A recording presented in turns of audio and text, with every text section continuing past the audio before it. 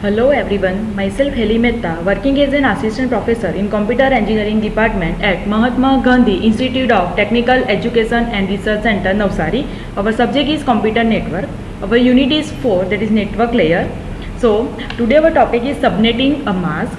If a organization is a large or if its computer are geographically disparate, okay, it makes good sense to divide network into smaller ones, okay, connected together by routers. Okay, so suppose in organization there are many computers, okay, so it is good sense to make the divide them into different network and connect them using routers. Okay, the benefits for doing these things is reduce the network traffic, optimize the network performance, simplified network management, and facilities spanning large geographical distance. Okay, so it is good to divide one network into smaller networks, okay, and connect them using routers.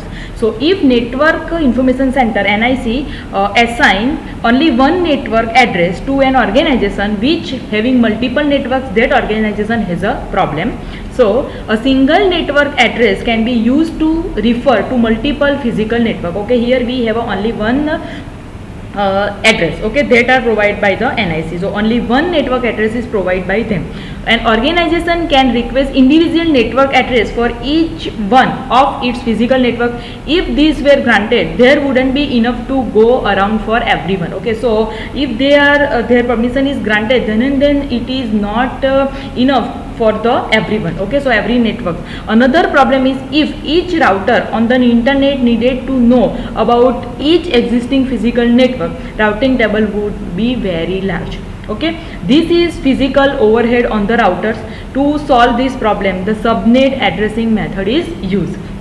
To allow a single network address to span multiple physical networks is called subnet addressing or subnet routing or subnetting. Okay, so subnetting is nothing but dividing a single network into multiple subnetworks is known as a subnetting. So we have a single network and we are dividing this single network into multiple sub networks. The sub networks so created are called subnets. Okay, so one whole network is divided into different parts and that parts are known as the subnets. Okay, default subnet mask of IP address. So here we have a three class A, class B and class C. Format is netid.node or default subnet mask is 255.2.0.0 for class A. For class B it is 255.255.0.0 and for class C it is 255.255.255.0. So remember this class A this 255.0.0.0 and for class B 255.255.0.0 and for class C 255.255.255.0. okay, so there are two types of subnetting, that is fixed length subnetting or it is also known as a classful subnetting. Second is variable length subnetting or it is known as a classless subnetting. Okay, first is fixed length subnetting. Fixed length subnetting is also known as a classful addressing. Divides the network into subnets. Okay, so as name suggests, all the subnets are of same size as it is a fixed length subnet. Okay, all the subnets have a equal number of hosts and all the subnets have a same subnet mask. Okay, so all subnet have a same size, they have a same number of hosts and they have a same subnet mask. Okay, and in variable length subnetting, as name suggests, the variable length subnetting also called as a classless subnetting divides the network into subnets where all the subnets are of not same size, they have a different variable size, all the subnets do not have a equal number of hosts and all the subnets do not have a same subnet mask. Okay, so in fixed length, okay, they have all subnet have a same size, equal number of hosts and same subnet mask, and here they have a no same size, they have a no equal number of hosts and they have a no same subnet mask. Okay, so this is the basic difference between fixed length subnetting and variable length subnetting. Okay, so how many subnets from the given subnet mask? Okay, so see here, to calculate the number of subnets provided by a given subnet mask, we use 2 raised to n.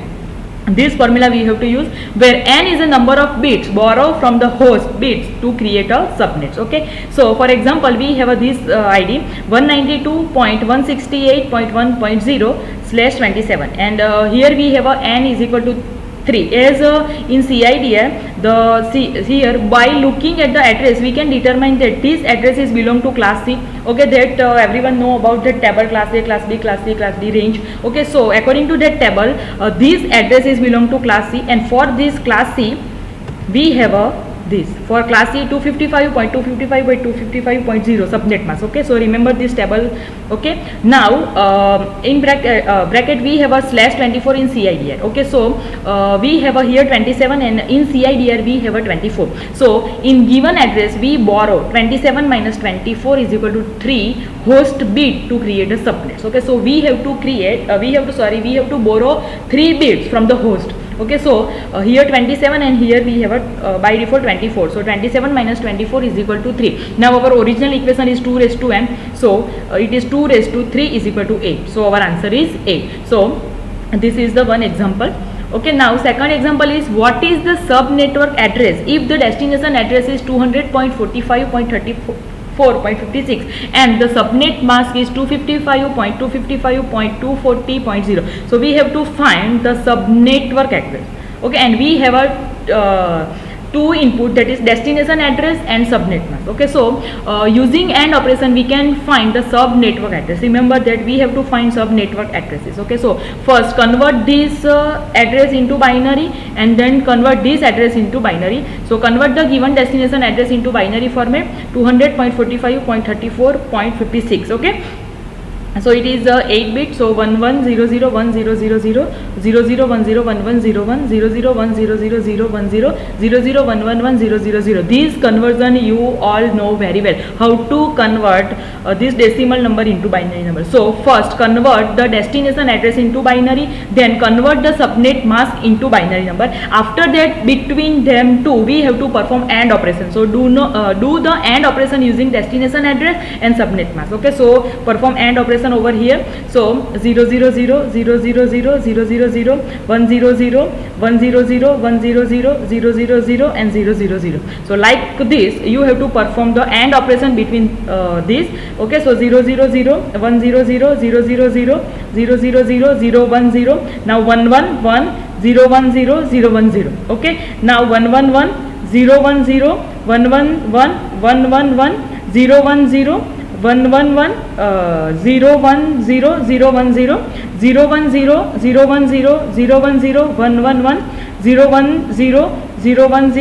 111 and 111. Okay, now we got this answer into binary. Now again convert this binary into decimal. So we get the answer 200.45.32.0. This is our subnet address. Okay, so whenever we have to find the subnet address, okay, we have a destination address and we have a subnet mask. Okay, so if they are in decimal then we have to convert it into binary and perform AND operation between them, then we can get the subnetwork address. Okay, now next is the example is find the class of the following. Okay, so here we have a range of class A, class B, class C, class D and class E that I have explained in the earlier lectures. So here we have a 1.22.200.10. so here we have a 1, so it belongs to 0, it is between 0 to 127, so it belongs to class A. So class A IP address.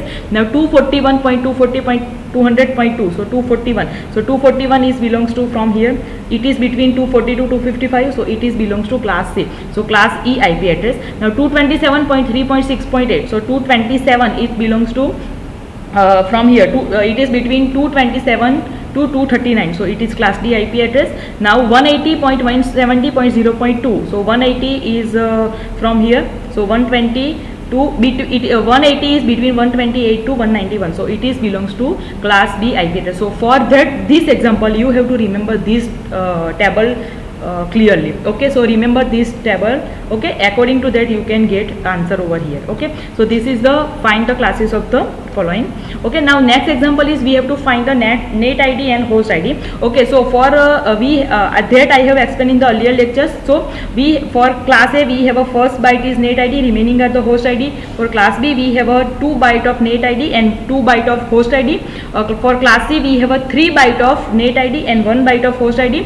For class D we have a multi-class address, and for class E we have a reserve. Okay, so like this we have to first decide the IP address is belongs to from which class, and according to this we can find the net ID and host ID. So see here 114.34.2.8, so 114.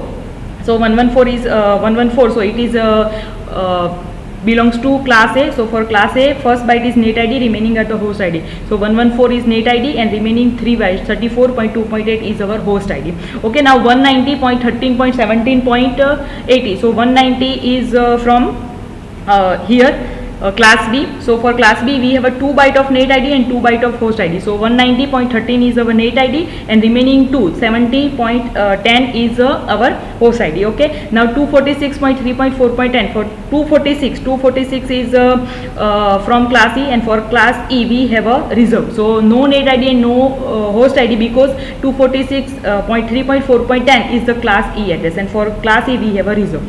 Now 201.2.4.2. for 201 we have a here 192 to 223. So it is belongs to class C. For class C we have a 3 byte of net ID and 1 byte of host ID. So 3 byte 201.2.4 is our net ID and host ID is 2. So for this example also we have to remember these two tables.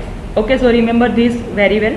Okay, now next is for the network address 192.168.10.0 and subnet mask 225.225.225.224. Then calculate number of subnet and number of hosts. So first we are calculating number of subnet and number of hosts. So for calculating this we have to convert it into binary. So 255 so all 1, 255 so all 1, 255 so all 1, and for 225 it will be 111 and remaining are the zeros. Okay, so we have to find for the subnet. So for subnets we have to we have equation number of subnet is equal to 2 raised to x. Okay, so here we have to calculate number of ones in the last bit. Okay, so here we have a 3 1 so 2 raised to 3, so answer will be 8. Okay, so this is our subnet. Now we have to find out the total number of hosts. Okay, so for total number of hosts per subnet, we have a equation 2 raised to y minus 2. So y will be remaining 0. Okay, so for subnet we have to calculate total number of ones, and for total number of hosts per subnet we have to calculate the total number of 0 after that. Okay, so here we have a 5. 1 2 3 4 5. Okay, so 2 raised to 5 minus 2 is equal to 30. So this is the answer of total number of subnet and total number of hosts. Now we have to find out a valid subnet. Okay, so see here, for valid subnet we have a subnet mask of 255.255.255.225. so we have to do like this. For valid subnet, second point, valid subnet 256 minus subnet mask. Okay, so our subnet mask is 224. Okay, so 256 minus 224, so answer is 32. So the block size of 224 mask is always of 32. Okay, so we have to start from 0. Okay, so start counting at 0 in block of 32 until you reach the subnet mask value, and these are your subnet mask. So start from 0. So 0 plus 32 32, 32 plus 32 64, 96, 128, 160 plus 32 192 plus 32 224. So our subnet mask is 224. So stop over here. Okay, so like this we can find the valid subnet. Okay, so these all are the example. Thank you.